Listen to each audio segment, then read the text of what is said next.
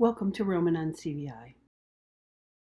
A parent of a child with CVI taught me a phrase about a year ago, and that phrase was drink before you're thirsty. It's a phrase apparently used by athletes, clearly not something I'm familiar with, but it makes so much sense that when somebody's at risk for having an issue like dehydration, that you don't wait until you're almost you know totally spent. You kind of give yourself this you know um, surplus so that you can always be ahead of it, always ahead of that threat of maybe not being able to perform because you're thirsty.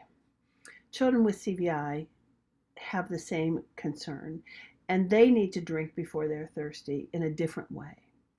They need to be able to have visual breaks constantly throughout their day.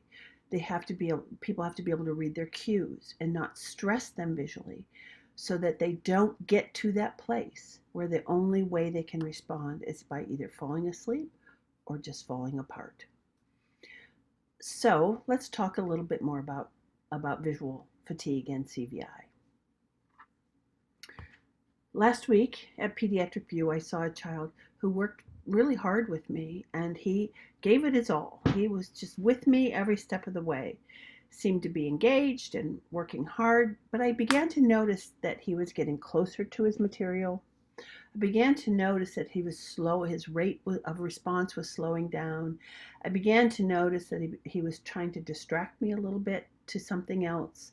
I began to notice that he was fidgeting a little bit in his seat. And no matter how much I wanted to do more things with this child, and I did, I had other things I still wanted to try with him. He got up from the table, he was sitting in a chair, moved over to his mother's lap, and promptly fell cold asleep, gone, out. Now, that might not be shocking in a child who's a baby, a toddler, maybe even a preschooler. This is a school age child. And what I was witnessing was pure and utter visual fatigue. I had pushed him way past his limit, way past his limit. This is not necessary. And so one of the things I want to talk about today are some things that we can do to help be aware of it and to help prevent it. It's one thing when a child's mother is and father are sitting, at arm's length from me and can kind of rescue their child. It's another thing altogether when people don't even know what they're seeing. So, Matt Tejan, my colleague Matt Tejan, has coined this notion about the visual battery, that we all kind of start our day with our visual battery in green, much like your cell phone. It's full, it's green, it's ready to go. But as that battery gets used, as energy is flowing out of that device, the battery gets, you know, more and more depleted. And just like we kind of hit the panic button a little bit if we see our battery in red, or at least if you're like me, you would panic about it. Um, so too, children with CVI are expending energy across their day that may result in their visual battery becoming in that red zone, which is really the place at which they're going to fall apart. They're either going to fall asleep or fall apart. Our job is to never let that happen. Never let that happen. And much like you know, on days when you're going to use your phone a lot, you keep a charger nearby. So too, the charger for children with CVI is to help them drink before they're thirsty or take visual breaks. We don't want to wait till we see they're losing it and they need one. We want to make sure we schedule those in across the day. Those visual breaks can be really thought about in terms of a couple things. Um, First of all, I highly recommend that you take a look at Matt Tejan's work about what's the complexity and how to sort of design the day so that visually demanding tasks are not stacked up one upon another, upon another, upon another, because the child will really be completely done in very quick time. I also want to say that it's important that we begin to read the child's cues. And I I really can't emphasize enough the importance of knowing what the parent can tell you about this. Parents will know those cues. They'll be able to say, when you see my child move their nose close to that toy or that work or that information, that's a sign.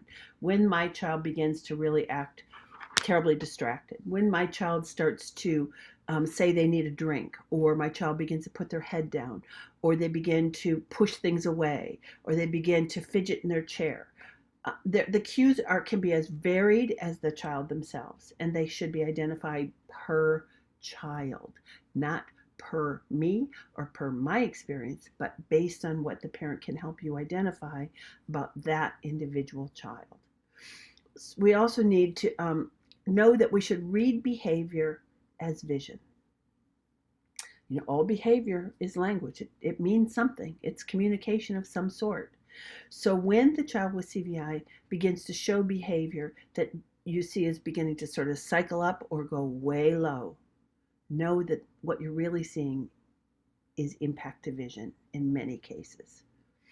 Think of read behavior as vision. So the first question we have to ask ourselves is, what's going on around here?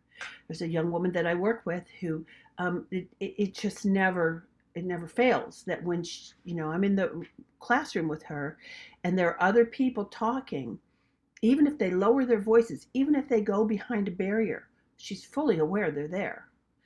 She begins to really be unavailable to use her vision for those sort of visual inspection tasks.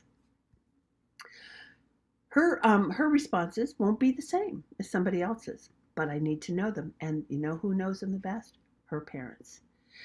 I think those should actually be posted. If I were to put something, in a classroom that said, read behavior as vision, I think I would go through, really list per child what those cues are. And I would also link them back, probably color highlight them, knowing me, color highlight them to a characteristic.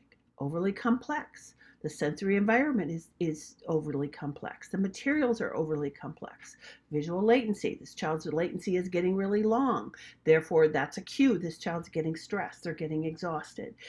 Link them back to characteristics that will help people remember this is not random behavior. This is CVI. This is CVI. And by the way, visual fatigue can happen in any phase. Phase 1, phase 2, phase 3. They can happen in any phase. But remember, the more the child is attempting to use their vision, the more likely they are to need us to structure their activities so that there are not visually demanding tasks one after another after another. Remember, too, that a visually demanding task might have as much to do with the environment as it has to do with the materials. Because when the environment creates a barrier to use of vision, the child has to now supercharge their vision to try to stay attentive in spite of all of this other noise, activity, interference, novelty going on. So you can expect that if there's something new going on, or there are people having a little sidebar, or somebody's listening to music on a computer and there's somebody talking over there and the lawnmower's going on outside, that this child's ability to use their vision, even though yesterday they could do this task just fine, ask yourself, what was the condition yesterday? Probably not the same. Okay? I want to also mention something, that sometimes visual fatigue and these CVI meltdowns are not always things that the teacher or the therapist see in school. Sometimes the child can pull it together at great expense to themselves, at great fatigue to themselves, and lose it at home. That's not okay either. I think it would be great to find out from a family what happens, when she comes home. What happens when he gets off the bus? What does he want to do when he gets home? Oh, he falls asleep every day when he's 11? Important to know. That is truly a failure of us as educators to use caution and care and drink before you're thirsty. The child shouldn't go home and have nothing left. Finally, I want to mention that we should, start seeing CVI. That the more we can look at this child with CVI and take a pause, take a moment and think, what is happening with this child right now? Go first to the 10 characteristics. Start seeing CVI. Thank you, Brenda, for that. Always, because you're right. First, before we attribute some kind of meltdown behavior, some kind of inattentive behavior, some kind of distractibility that always happens every day at this time.